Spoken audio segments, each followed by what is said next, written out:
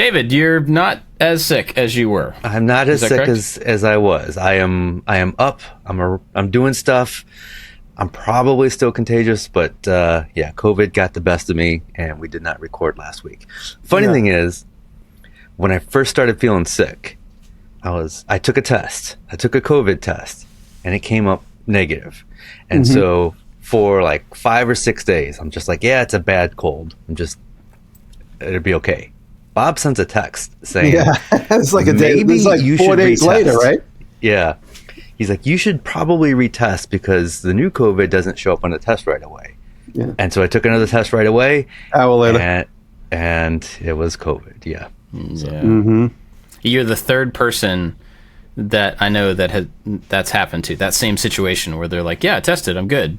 And then a few days later, it's like, wow, this is really hanging around. So they test again. So one of my kids' soccer coaches was at practices and at games, just like feeling terrible, headache, and he was like, yeah, I've tested, I'm good, but I just feel I have this like migraine, and he was just not himself, you could tell. And then before one of the games a couple days ago, he sent a message to everybody. He was like, yep, I'm out. Retested. Got it again. So I'm glad you're on the way back from it. Yeah, welcome back. I needed that Wednesday morning, actually. It was a nice relief because I've been working so hard on I thought you meant you needed COVID Wednesday morning. No, so far so good. And it was, I needed that Wednesday morning. I was just trying to figure out how am I going to get this done. The door video that I just did was such a deep, complicated, heavy, thick project for me to do alone. I did 99% of it alone. I got a little bit of help from Mike works as a fireman, so he's not always available. And Rob is only up here a couple days a week. And so I worked most of that week alone. I think I moved more metal in those 10 days than I have in probably the last 3 years. More weight, physical weight, carrying stuff. Yeah. So when and I was just slowly falling behind. I also had a better help ad in there, so I had to make sure that I was on time as well for my so just jamming. When you guys said we're off today, I was like, I went right out to the shop. I have this feeling, and I could be wrong. Tell me if I'm wrong, but I don't think I'm wrong. I have this feeling that every time we don't record, Jimmy has this giant sigh of relief, and he like unbuttons his pants and then just like walks out to the shop. He's like, No, it is. It's like I buy that 3 hours. Every 3 or 4 hours, I can get so much done. And it just came at the right time. So thank you. Yeah. Thank you for getting COVID. I appreciate it. No problem. Thanks, David. My sacrifices are for you guys. David's like, anytime. Yeah. I'll get it anytime. It's funny. Somebody said, how do you get sick when you never leave the house? I'm like, well, I went to a baseball game. So the one time I leave the house this year, I get it. So lesson learned. Yeah, that's right. Don't leave the doors shut. Never leave the boat. Never leave the boat. No, apocalypse now. So I just wanted to mention. Before we get too deep into it, and before there's another awkward moment to interrupt. But we lost David, Elm City Dave Gagne this week, which was a big shock. Friday night, he got hit by a car coming home from work. He was on his motorcycle. And I posted about it, and several people have posted about it. But Dave was a loyal listener to the show. And every time I saw him, he would bring up something that one of us three said. And he was very invested in this maker community, and he was invested in all three of us. And he became a fixture. And I think a couple people said it, and he was just quietly observing, but completely involved. He never really wanted any fame and fortune, and he didn't care about the algorithm. He made stuff on his own quietly, and he got involved in all the events we did here in the Northeast. He was at every go-kart event. He was at every maker camp, and he was at several of the blacksmith events that we did here at the house. And he's going to be sorely missed, and he's gone too soon. He's a year younger than me, and he and I connected. Most recently, we were talking. I saw him he came to the go-kart event here in East Durham.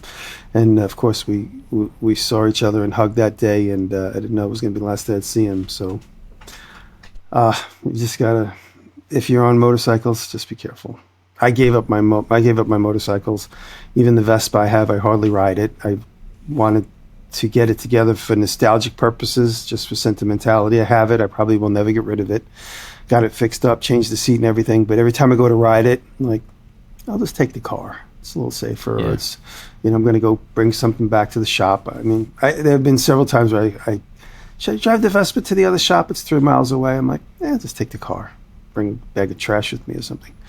But nobody had more of a lust for life than Dave. He had so many toys. He had so many collections. And I don't know about the service yet, but it'll all be posted on social media. So if you're in the Northeast and you want to join when the service happens, I've been in touch with his wife, Antar, and she'll let me know when and how to put it out to the world. So let's all silver and say a prayer for Dave, and please be careful on your motorcycle. That's it. Yeah, that's tough. Yeah. Yeah, I'm with you on the Vespa thing. I have one as well that I redid years ago. I laid it down twice, and that scared me from it, from riding it. And then I had kids, and I'm like, it's not worth the risk. And the anatomy of Dave's accident was apparently somebody drove in front of him, made a left turn, and that is one of the biggest causes of motorcycle accidents is when somebody who comes out of your opposite lane and doesn't realize you're there. And up here, it's motorcycle town up here. Everywhere it says, watch out for motorcycles. In the spring, they stop posting the signs everywhere. These little things that stick in the grass that say, watch out for motorcycles. But still sometimes, and whenever anybody's behind me on a motorcycle up here, I just pull over and let them go around me because I don't want them hugging the back of my car. I just let them go around me. But you just got to be careful. It's not necessarily how you drive. It's most of the time how somebody else drives. And that's something you have little, if any, control over in many circumstances. So just be careful. That's where I was headed with that. I'm more scared of other people than I am of making mistakes there myself. But well, like Jimmy said, keep an eye out for info on the service and stuff. I'll post it as well. I was thinking about it because you've been talking to us outside of the microphones about that, and I don't want to get all down, but it is a shame to think about as we get older, we run into mortality more often, right? And we end up having people, our parents and our family members and people that are close to us that pass on, and it just starts happening more and more. And it's interesting because I think when if you take the social media and the internet part of our lives away, you're connected to people locally to you. You're connected to your friends and family, the people you run into at the different places you go and stuff. And that's your bubble. And eventually that bubble starts to break apart as those people pass on. And then we're in the fortunate position of knowing people all over the world through what we do. And the community, not just us, but like the community has grown to have these connections across, we know people all over Europe, and I know people in Japan that are like on our Maker Alliance, and our sphere of influence, our connectivity has gotten so much bigger, and that loss is going to be felt bigger. Ongoing from now on, and that's it's a sad thing to think about if you dwell on that part of it. The flip side of that is that we get to know all these people for whatever time we get all over the world, and we get to have connections with people that we wouldn't have had pre-internet, pre-social, pre-YouTube, all of that stuff. There's just no way that we would know Jocko. There's no way that we would know Laura. There's no way that we would know these people that we now get to call friends and get to keep up with. And would know you guys. But fair enough. But we're at least in the same country. We could have run across each other, except that David never leaves the house. But other than that, we probably, But it's sad, but it's also because it's inevitable. But it's inevitable at any scale. And so, like, the flip side of that is that you got to know him. You ran into him through the internet. You ran into what he does and who Dave he wandered is into my shop. Like I was thinking about this at least 10 years ago. Dave wandered into my New York City shop, came down the stairs with his wife, and we connected there and then. And I could just tell what a sweet, affectionate, humble, curious, deep artist he was. And, that just always showed. Like I said in my post, we talked about Grandpa Uncle Giggles on here once, and then the next time I saw him, he just quietly handed me a button, which was a button to Grandpa Giggles, or Uncle Giggles. And same thing when our podcast started. And I'll post this picture this week just so people could see the context. When our podcast started, he really got into it. And then I saw him and he gave me 3 buttons, one of each one of us. And I think he gave them to you guys as well. Yeah.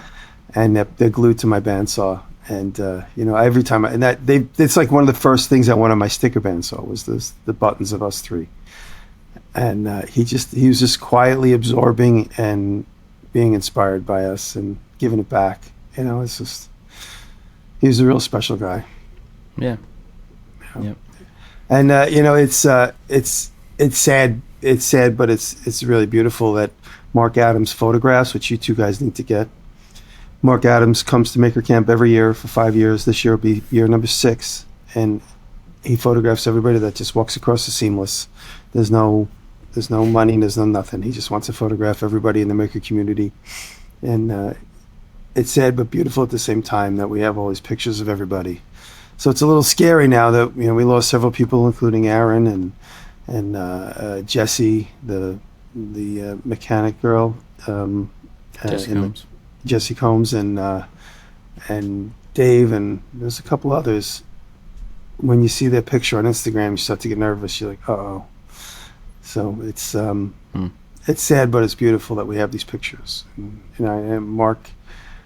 It's almost like Mark is in service now. I sent Ansar Mark's phone number, and I said, "This is Mark's number. You can reach out to him. He's got several beautiful pictures of Dave."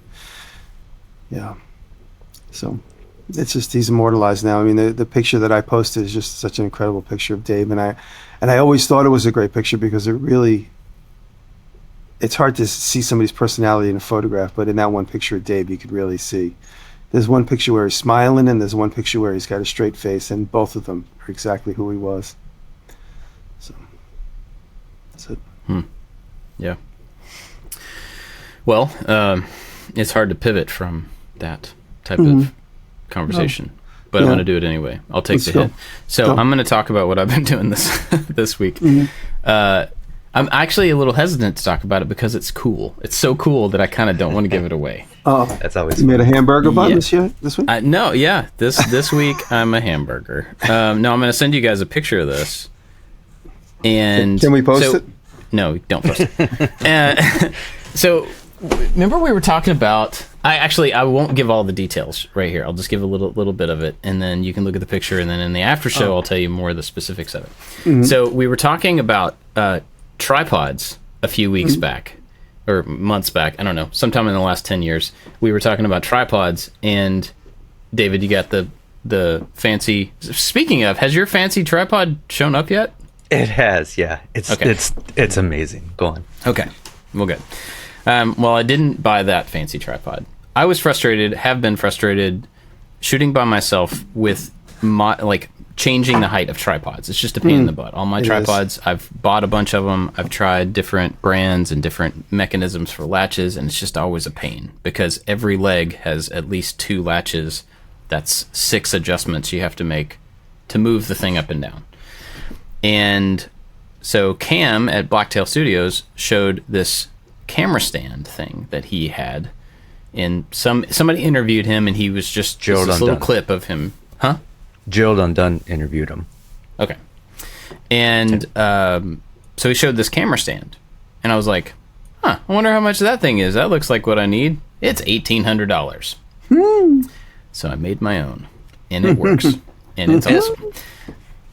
And it looks exactly like it has the same functions as that camera stand. Until that interview, I had never seen a camera stand like that. And if I would have known, I don't know if I would spend $1,800, but I would have tried to figure out that solution.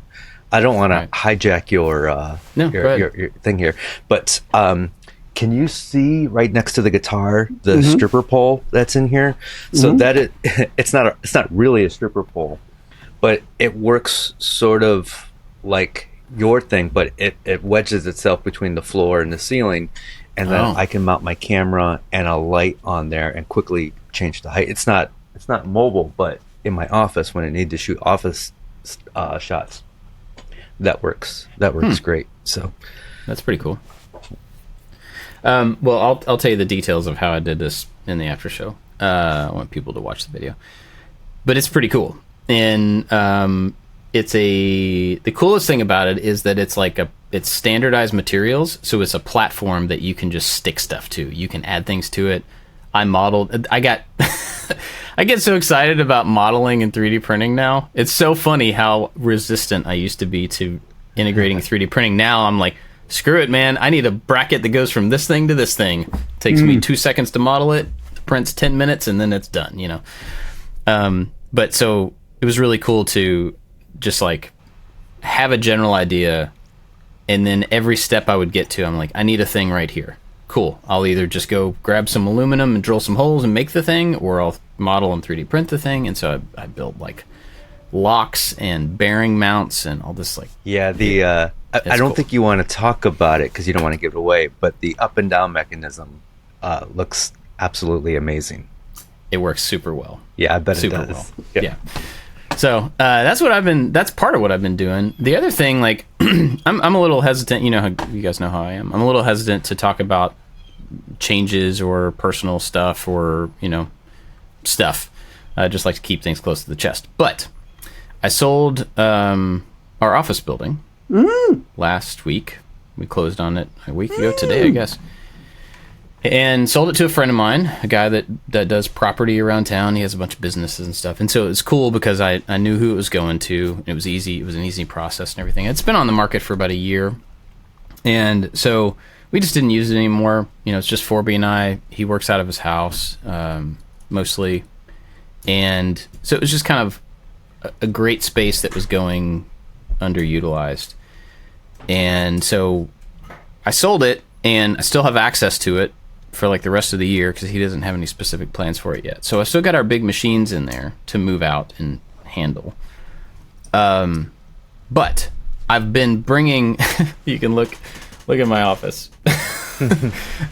I've been bringing all of the stuff that was there, not all the stuff, a lot of the stuff here, and just, you know, I've been like kind of cleaning out my house in the last few months and like organizing and trying to make space. And a lot of that was behind the scenes was for this, to make room to bring in a bunch more stuff that I had to go through. But the cool thing is that having that influx of things to figure out is now actually forcing me to do all the storage stuff in the shop that I've been talking about for so long, about like building a storage area that's like whatever.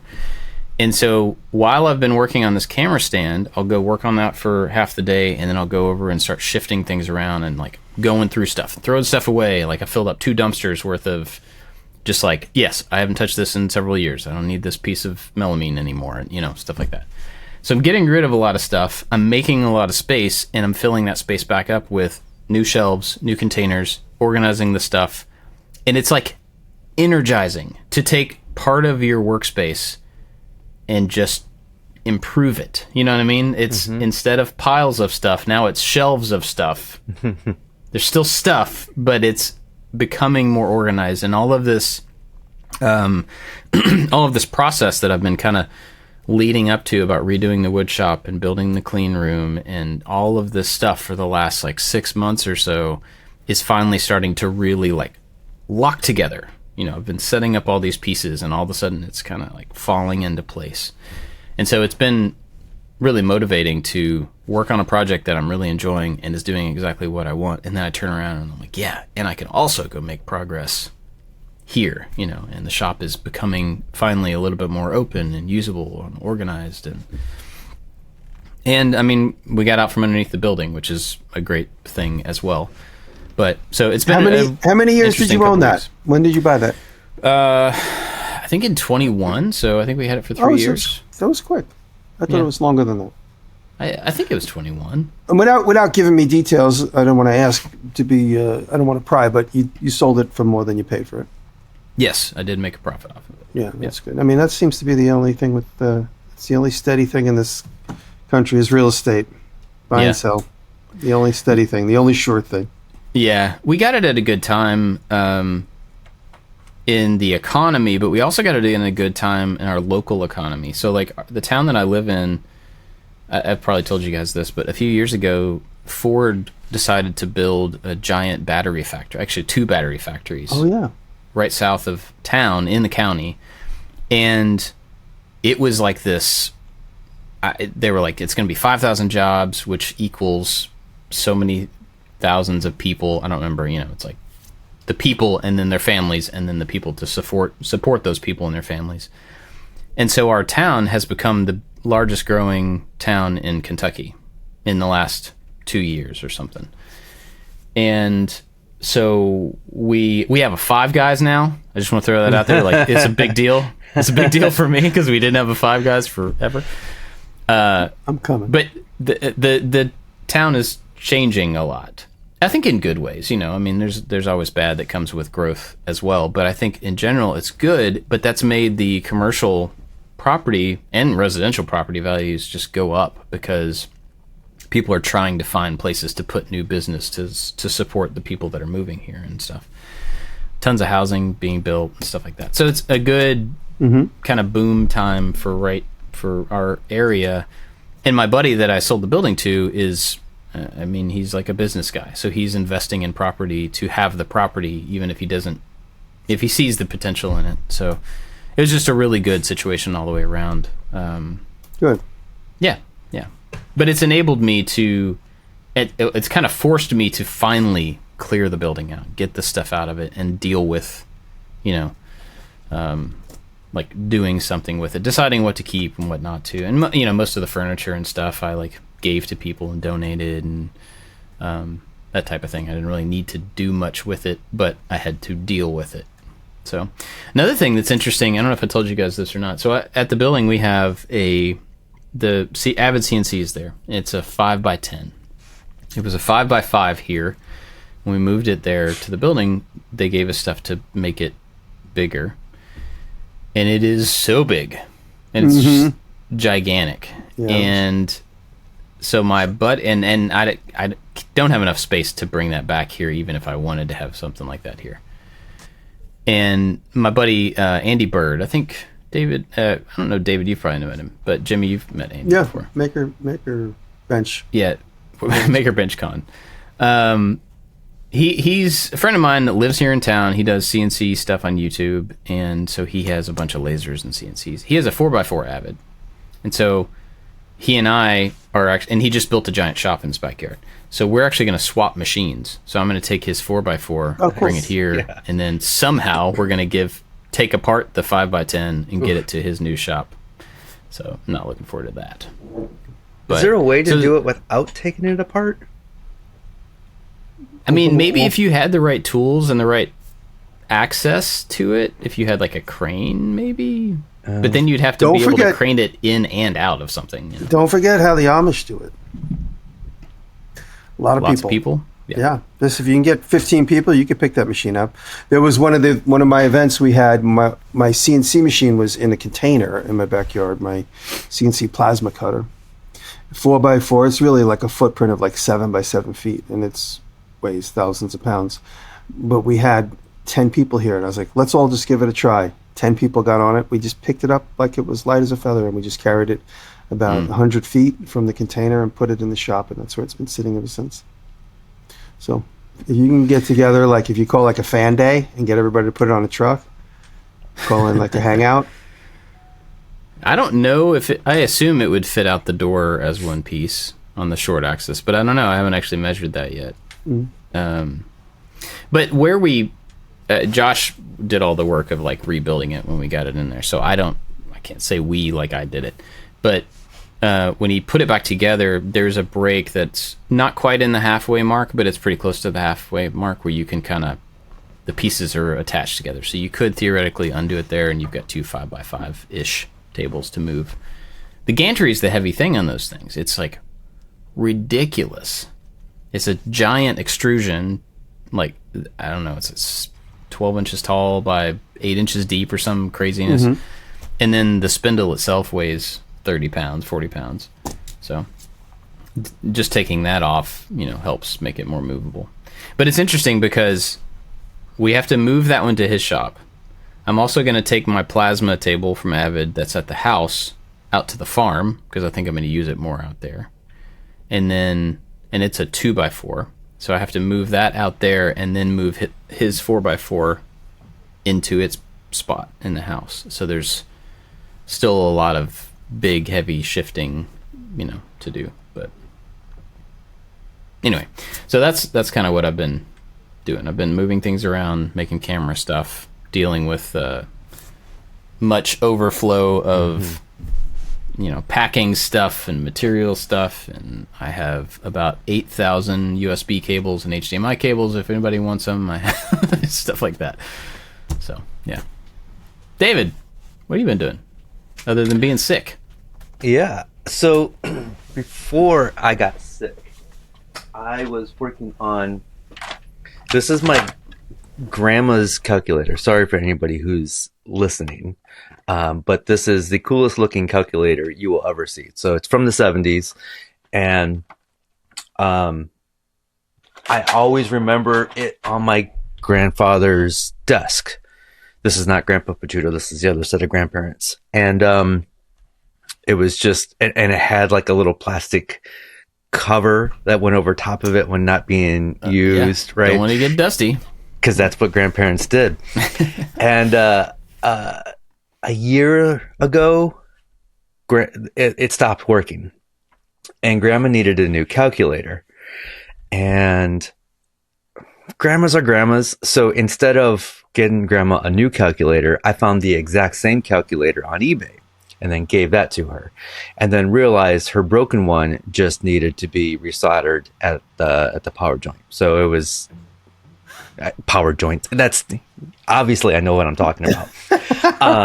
So it was a quick, easy fix, and I've been wanting to encase this guy in wood for a long time. And so I started taking it apart and building it up in layers. So you got a bottom layer with a pocket and vents on there. I started to do this without a CNC, and I was like, this is taking way too long. It's so freaking messy using a router and router templates and stuff. And then this other layer has these pieces that pop right into like a little inlay. And there's enough volume of wood so when it's all together, I can do some final shaping when it's all done and make it look cool. And I'm building the whole stand for this, so it's going to be an art piece. So it's going to have a floor stand. So it's up to like desk level. And you're taking the plastic housing off completely. You're gonna no plastic. I 3D printed all the buttons. Bamboo Lab sent me their X1 carbon printer, and I purchased the A1 printer, which is it's like the baby version of that same print volume, but doesn't have the enclosure. And I thought I would never need a 3D printer that does multicolor. Until you have one. Until you have one, and it works so freaking well. That is a fantastic printer. And so I'm 3D printing all the buttons and the numbers that go on top of it. And then I got sick, and I didn't work for a week, and I have sponsored deadlines, and I didn't want to rush this project because I really want it to look super freaking cool when it's done. So I set it aside, and I had to come up with another project I could quickly shoot in a day, which has actually turned into 2 days. But I've had this idea of, and this has been in my idea list for a long time, of like a little to-do pad. Like I used blank playing cards as my little writable to-do list, and I've been using these for a while. They're great. And I thought it would be cool if I had a little stand for this, and then a stamp. I could make the lines on here with like little check boxes. That's cool. So I'll quickly show this off here. This little desk stand has a place for all the cards to go into.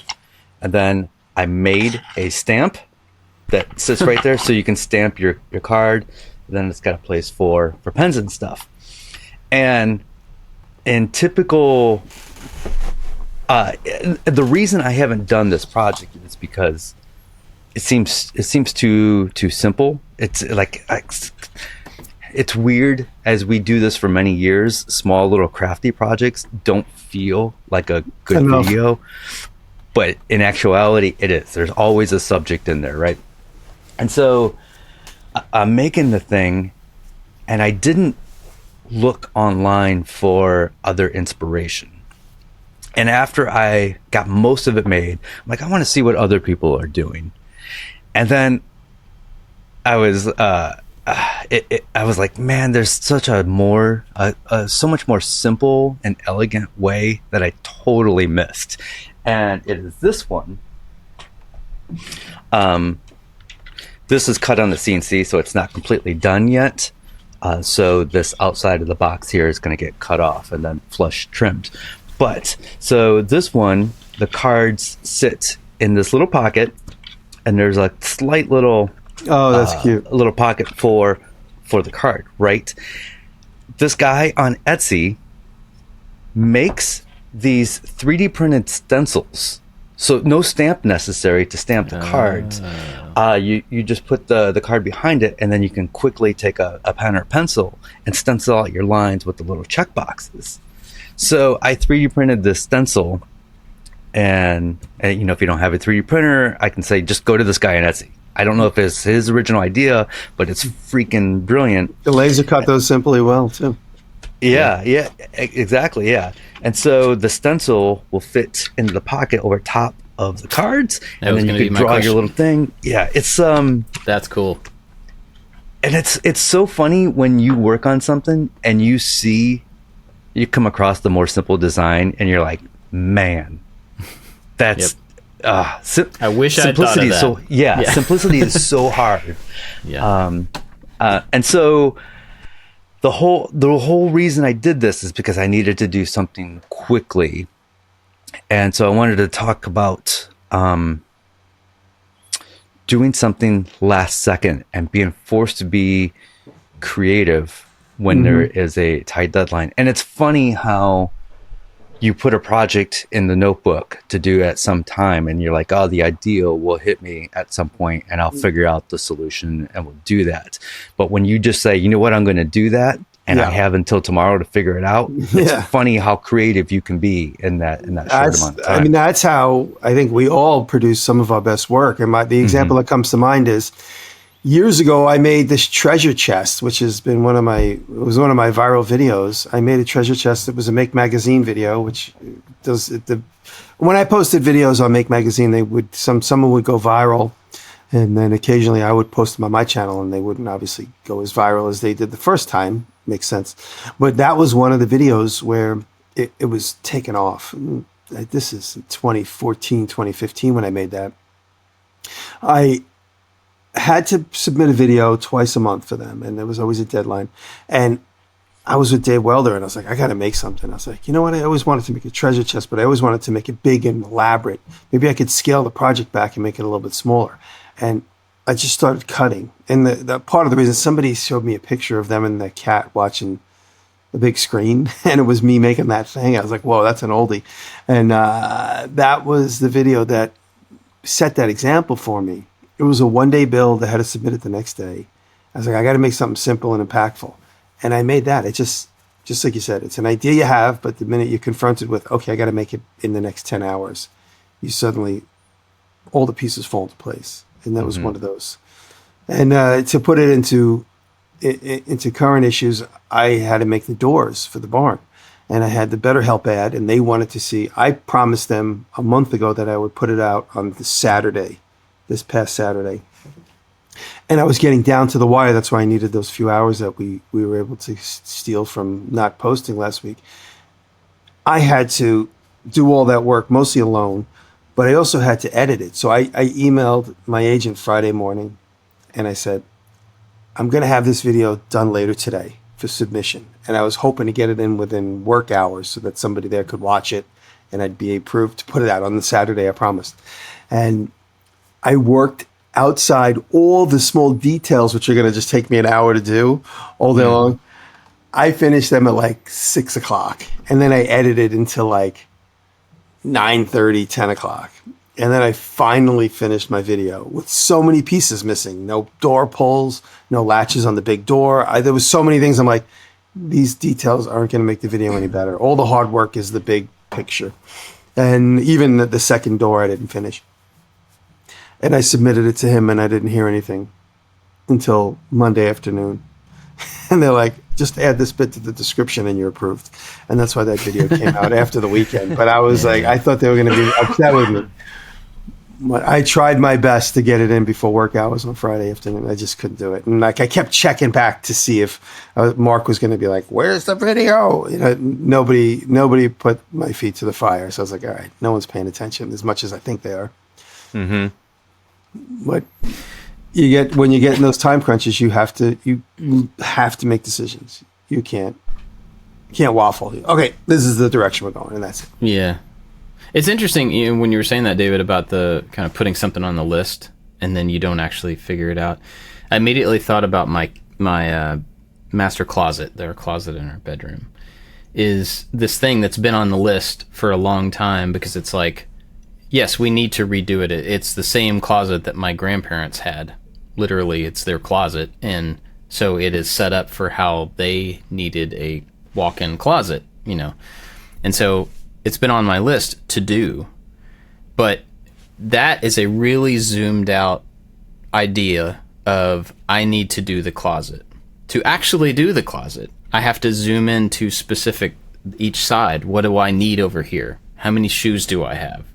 How much hanging space versus, this and that, and how do we store all of the suitcases in the top? You have to zoom into all those details.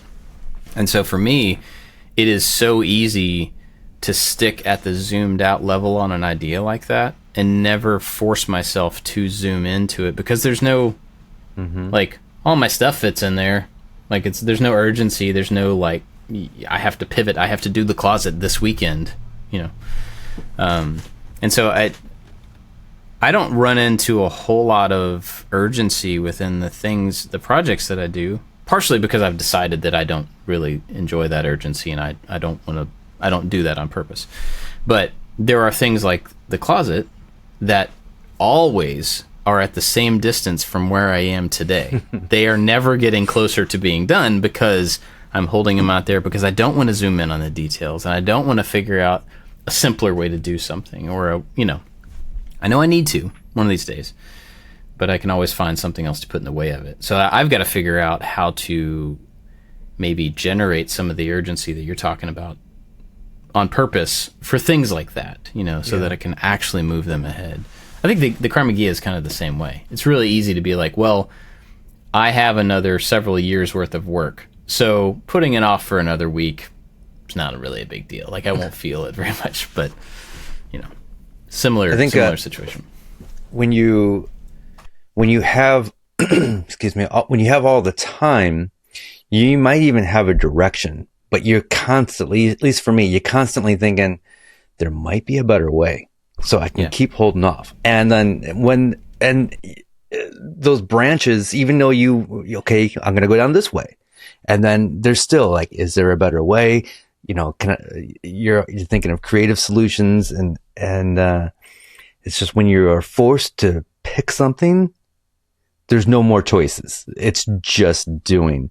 And so many of even when I worked at the ad agency, when there was like these on fire deadlines, we did some of our best work. It's not a healthy way to work, but we did some of our best work when there's no time. Yeah. So Jenny and I have this, we deal with that between the two of us a lot if we're trying to work on something. Like when we did the kitchen, it was, my impulse is, I've got an idea. Let's just do the thing. Here's the idea. Let's make that. And her impulse is what you said. Yeah, but there's probably another way to do it. There's probably another, and so whereas I will jump in and do something just to move ahead. Sometimes she wants to see every possible solution for it to make sure that she's picking the right one. And then, she'll eventually settle on one. And so that's a struggle that we have between how we move projects forward. But the thing that I have to remind her of is that, and I think we can forget about this ourselves, I have to tell myself this too, is that we make things for a living. And we have to constantly make things.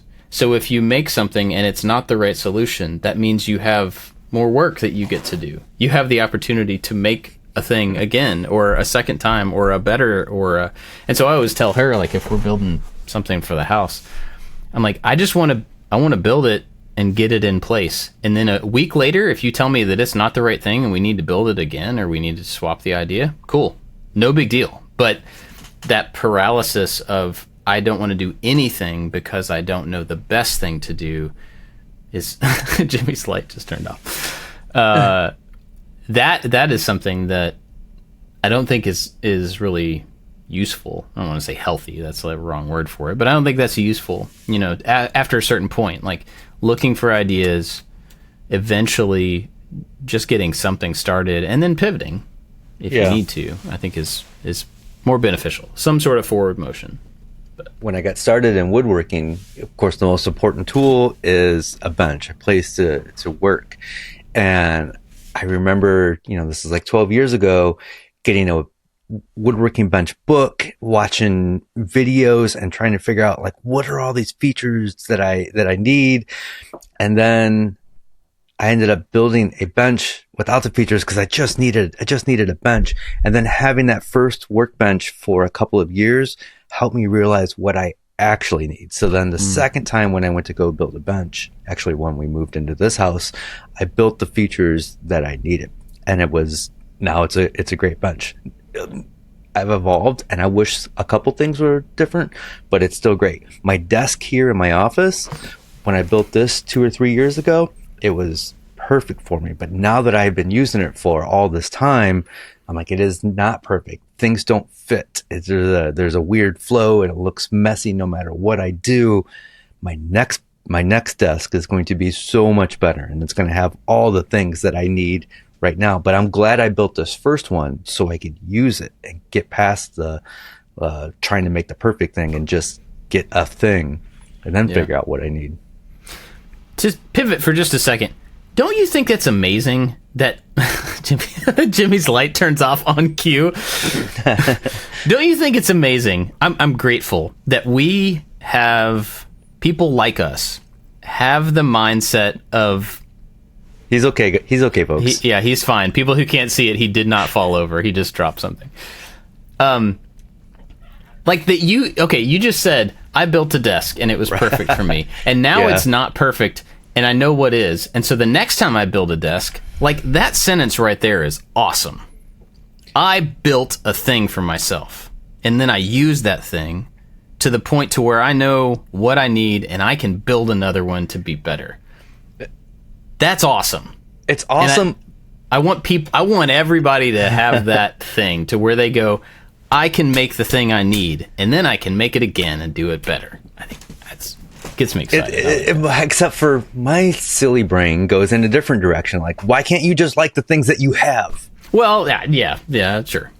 You can be content, but you can always like look for improvement, But it's the best thing about being a maker is we get to surround ourselves with what we want, the perfect working environment.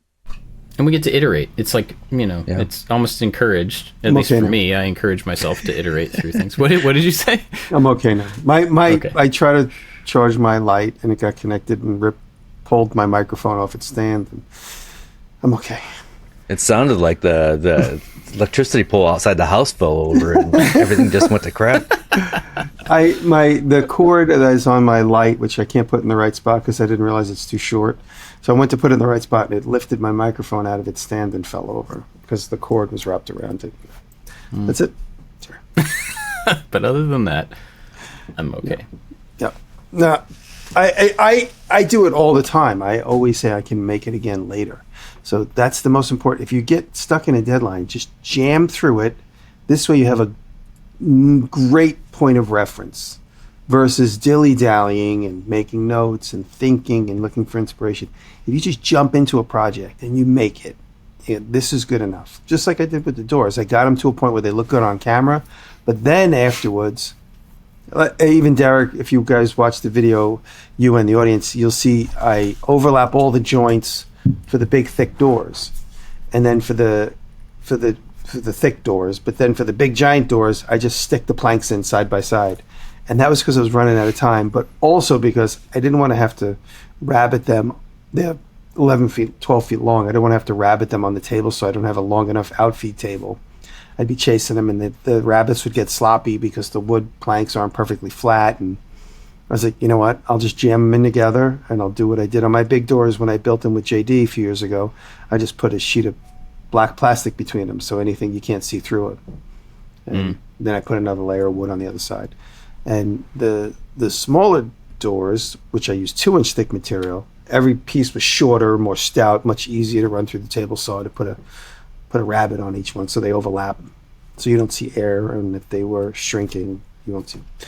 But Derek's like, did you do that for practicality, or did you just run out of time? I was like, I was just both of them. As I was running out of time, I just said that was the day when I thought I was going to be finished by 2:00 and finish my edit by 5:00 and submit it. Yeah. So sometimes you just got to make an executive decision, and then later on you can step back and improve it. So what I did was I took some time yesterday, actually Monday, and with those doors, I took a crowbar and I was able to stack them. It's planks side by side, which make up the facade of the door. And I was able to put a crowbar in the frame of the door and crank it really tight and then close all the air gaps. Because this is all rough sawn lumber, so it's not perfectly flat. So I was able to get a screw ready, a cross plank, get the crowbar ready, and with like my foot or my elbow, push the crowbar really tight, close all the air gaps, and put all the screws into the cross plank. So I was able to figure that out while I was working alone. And then I'll insulate or put another layer of wood in the opposite direction. Another thing, kind of in regard to like you changing, you changed what you did maybe from what you would have done because of the timeline. David, you had one idea and then you found a simpler one and you shifted gears there or did both or whatever.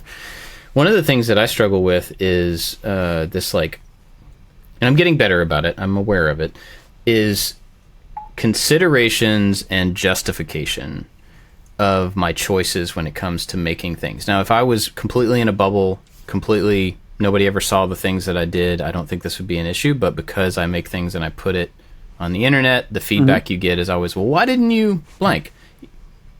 Legit good ideas. Like, I'm not, feedback's great, but I got into the habit for a long time of trying to preemptively justify things, my choices, because I there always are so tell many, you, just do what you want.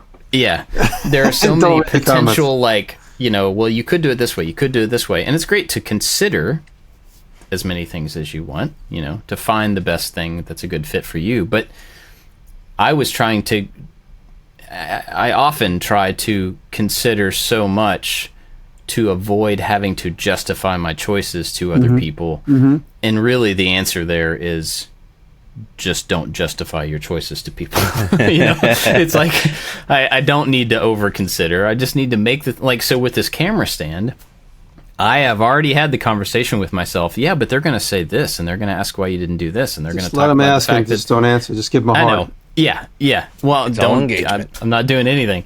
But I think the thing there is letting outside influence become another thing for you to consider when you're trying to think of all those different things. Which one is the best option? If you're then adding in other people's opinions on those options, it can be really debilitating and really just make nothing happen.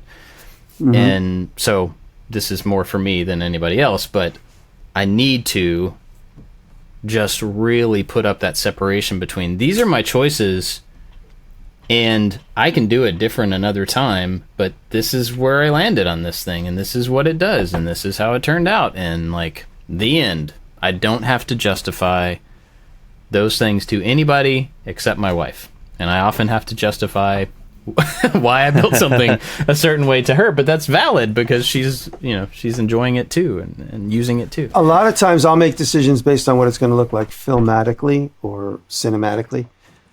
For instance, I did the door project, and there was several times where I filmed all 4 of the horse stall doors on the one side of the building, which was the most cinematic shot. And I would try to do a process to each door. Bum, bum, bum, bum, bum. Bum, bum, bum, bum, bum.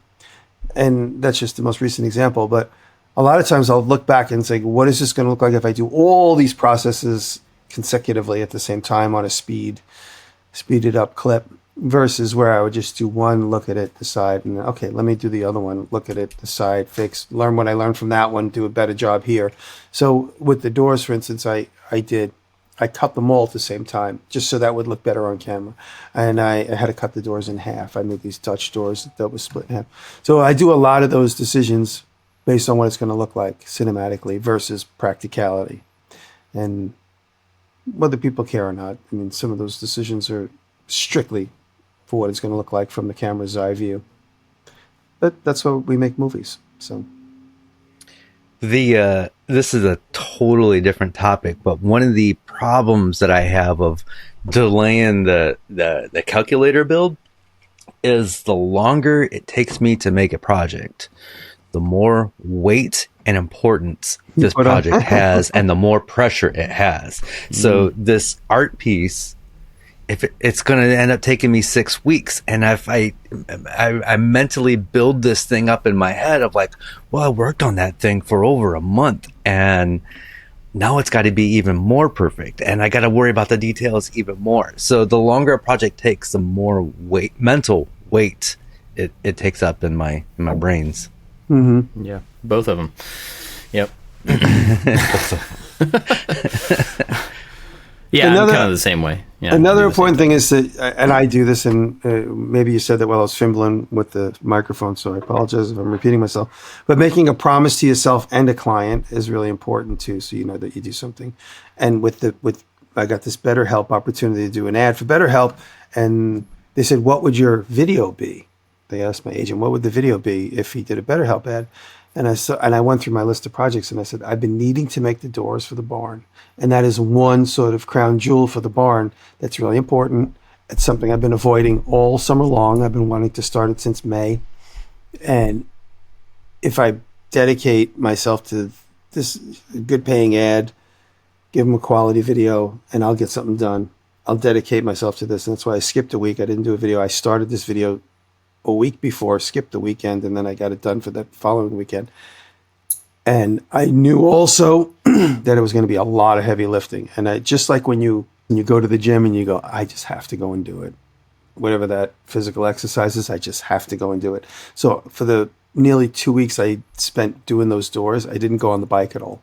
Because the physical activity of me doing it, I was like, you know what? Let me just replace the bike with the physical activity of dragging steel and wood all around. And I just worked my butt off, and I did it. And if I didn't make that promise to the BetterHelp people, I wouldn't have done it. I wouldn't have done it. And I got right down to the wire, to the moment where I missed the deadline that I thought was so important. But no one seemed to care. And the video is performing pretty well, for my current status. Awesome. Yeah. Well, any other thoughts on pivoting? Making last minute chases? I think, if you're listening, I think it's a good exercise to say, okay, I have a Saturday, or I have a window of opportunity. It's 9 a.m. I have dinner tonight at 7. What can I get done between now and my dinner date with my wife or my girlfriend? It's good to set those challenges. And that's how I make a lot of my most favorite content. That's a really, really good point. If I tell myself, I'm going to do this thing on this particular day, and I have this window, and I'm not going to allow distractions, and I get that thing done. That's a really good way of making an artificial deadline and sticking to it. Yeah, I look at the clock and I say, by 6 o'clock, when I have to start getting prepped to go to my girlfriend's house, I'm going to have this. So this bullet list done. And then a good thing is too is sometimes I take my watch off because now I mostly wear the Apple Watch. I take my watch off, and if I take my watch off, I have absolutely no idea where my phone is, and I'll just go from podcast to podcast to autoplay, and I will have no idea where my phone is. And then I have to remember where I hung my watch up. So if it's a day of welding, I have to remember where I hung my watch up so that I could set the alarm so I could hear where my phone is. And my phone will be like on a window ledge, like above my head because I put it there when I was on a ladder. And it'll be 3 hours later. I'll put my phone down and misplace it 8 minutes after I put it down and have no idea where it is in the shop. And if I don't have my wristwatch on, I have no idea where my watch is or where my phone is. And I go, I have to keep working. I don't care. It doesn't matter. It's just a distraction. And I'll get phone calls on my earphones and I'll be like, I don't know who that is because I didn't see my watch or my phone. I don't know what it is. I'm just going to ignore it. And that's what sometimes you have to do. Yeah, cool. The sole purpose of my watch is just so I could find my phone. 100%. And that's what I say, in my general welding area, I usually just stick it on, hang it on something, hook it on a hook, my watch, so I don't destroy it any more than I already have. And then I lose both of them. I have no contact with the outside world. Last night, actually, I went out to dinner with Rachel and I put my Rolex on because it was sitting there on my desk. I'm like, let me put my Rolex on. But I need my Apple Watch. So I brought my Apple Watch and hung it on the drive shaft of the car. I hung it on the shifter of the car, so at least it would be nearby. That was in case I lost my phone in the vicinity. Like this. I got a new Apple Watch recently because I lost mine in the ocean, which was really fun. But I bought one of these. Crazy.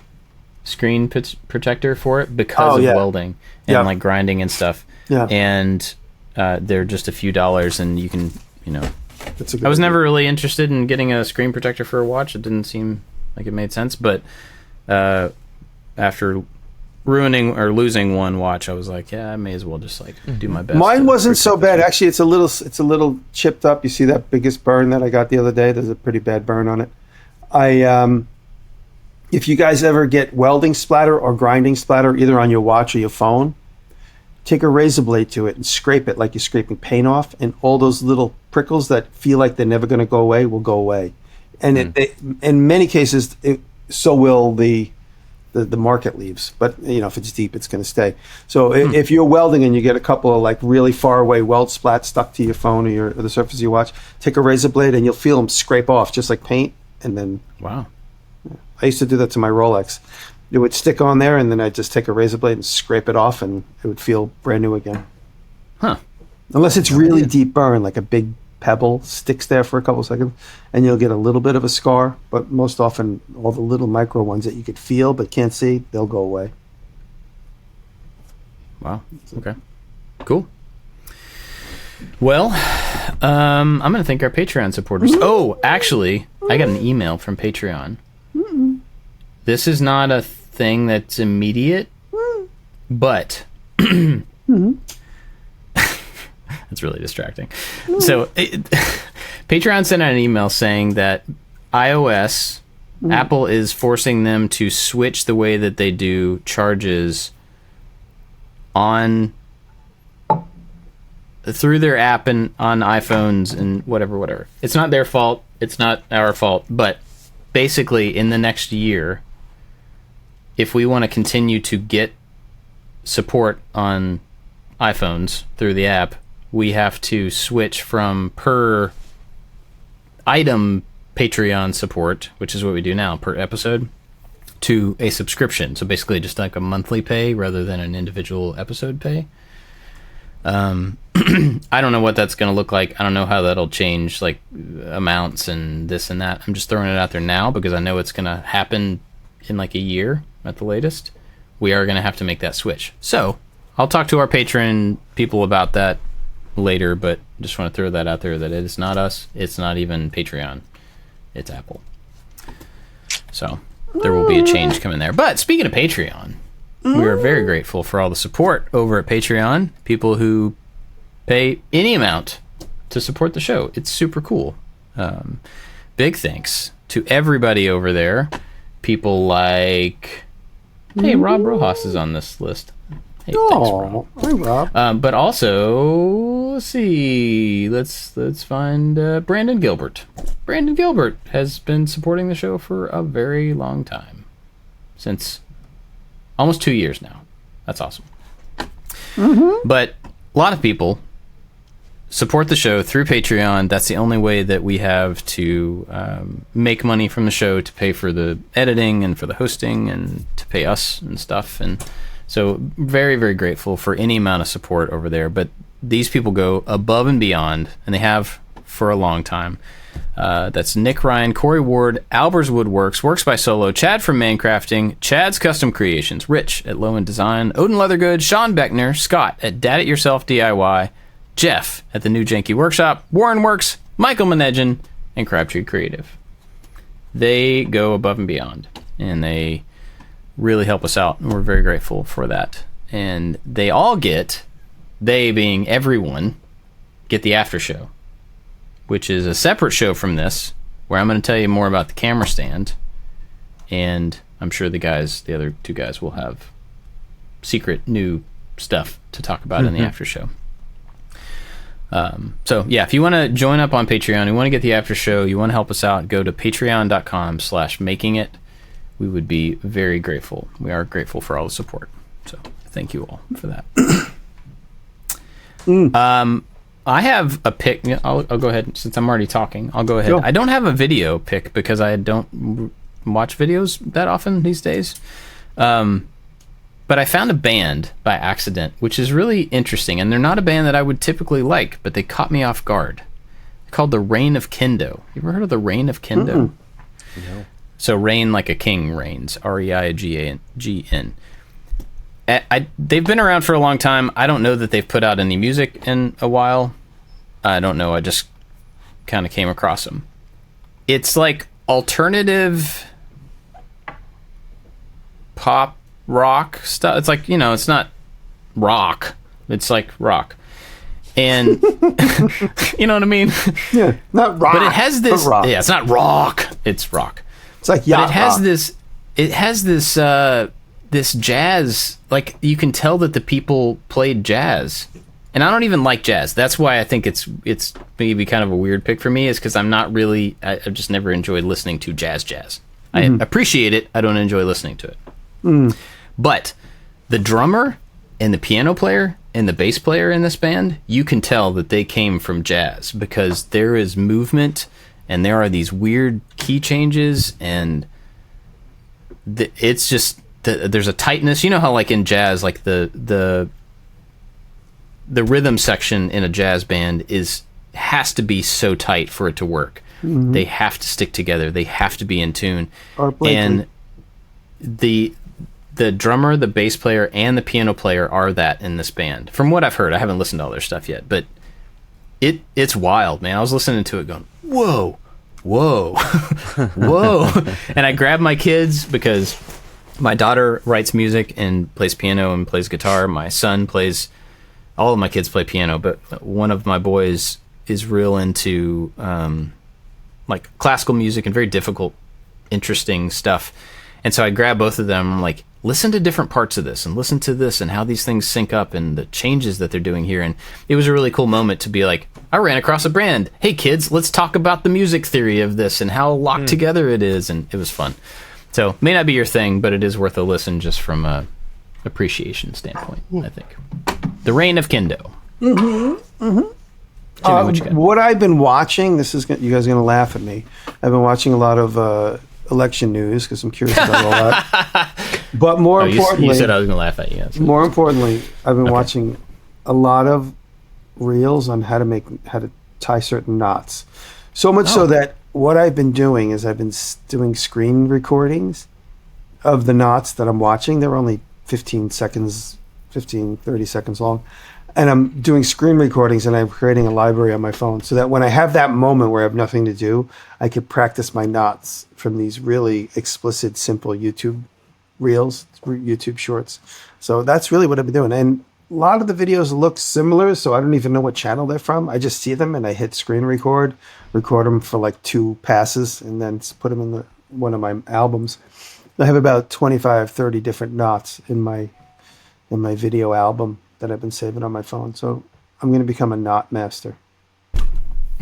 There's 2 knots that I already learned from that I use all the time. I've watched those videos before, and every time I'm like, oh man, that's one of those things I really should learn how to do, and I don't. At Maker Camp, I think we did it last year. I think we're going to do it again. There was a booth at Maker Camp where people just come with ropes and share knots and just sit around and talk about knots. If for no other reason, come to Maker Camp to learn how to tie knots. Cool. So do you have a specific channel to recommend, or just go type look up in knot knots videos? Look up knot videos in the reels. Is it reels or shorts? I forget what you watch. YouTube is shorts, right? I can't wait to see the description for this podcast to see what you put in there, Bob. Jimmy said learn how to tie knots on YouTube. That's what I say. I hold on. Let me just open the library and see. I thought you were getting a phone call. Talk amongst yourselves. The Bear Essentials is the one that I recorded last night. The Bear Essentials is a knot channel. Let me just go to my albums. This way I can see my albums. All right. While you're looking for that, David, what do you have to recommend? So I've had to have mentioned this guy sometime in the past.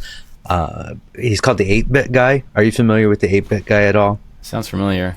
He's big channel. It's like 1.44 million subscribers. Jimmy's showing us at not_master. Yeah. So not master. He's the predominant one. He does a lot of like retro computer videos. Like he's got a whole series on Commodore 64s, and I grew up with an Atari computer, so it's cool to see all these old vintage electronics that I played with as a kid on this channel. And the reason I'm recommending him now is I'm using one of his retro brighting videos to restore an old Mac. Retro brighting is taking plastic that is aged and making it look new again, because plastic will yellow over time, and there's a few different ways to make it look brand new. So the 8-Bit Guy. Okay, cool. Just so you know, the Knot Master on YouTube has 3.5 million subscribers. Oh. So there's a lot of people that know about the Knot Master. Yeah, I will check out the 8-Bit Guy. That sounds cool. Cool. Well, you guys got anything else for this week? Is it bedtime yet? No? I have to go and make. We're not getting off. We're going to stay on the after show, but I have to go and make the second door. It's one. I prepped all the metal yesterday, and I'm going to make the second double doors for the barn today. That's one of my things. Fun times.